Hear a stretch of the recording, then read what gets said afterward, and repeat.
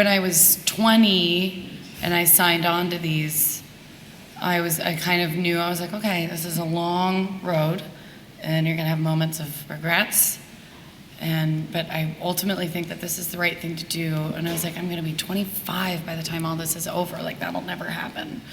And so I think what surprises me is how upset I was when I wrapped. When I signed them, I was like, okay, it's 5 years, you'll get through it. And I was so sad to go. And I never had one moment of regret like I thought I would. I really have genuinely loved being a part of these movies and have never looked back. I think Hunger Games as a phenomenon has rewritten the rule book of what can be commercially viable, and it's long overdue that a franchise can have such important messages and hope to inspire a younger generation and still make the money men their money and still get the bums on seats. But so hopefully it's about the quality of the writing, as Nina always so eloquently talks about Suzanne Collins, so that we can be more sophisticated and more respectful of our audiences when we make big blockbusters.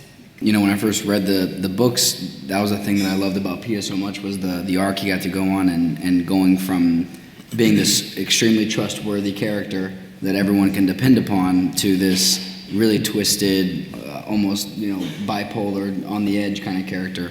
But I think the biggest thing that Francis and I really talked about was like what happened to him in the Capitol. Like, we talked about what actual tortures he experienced.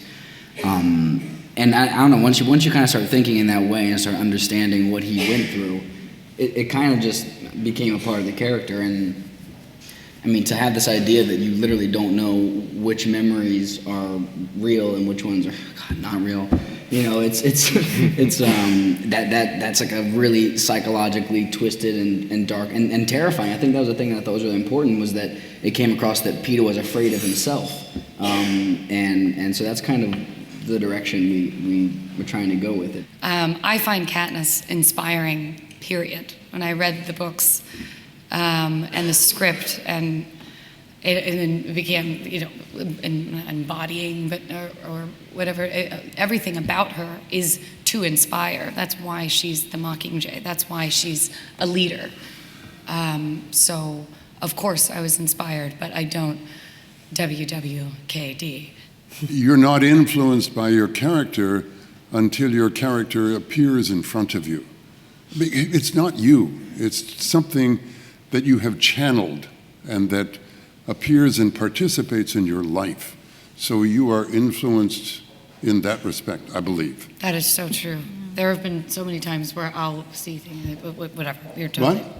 Nothing. I don't want to waste time. You realize that when we started this, I was nearly 4 times your age, and now I'm just barely more than 3 times your age?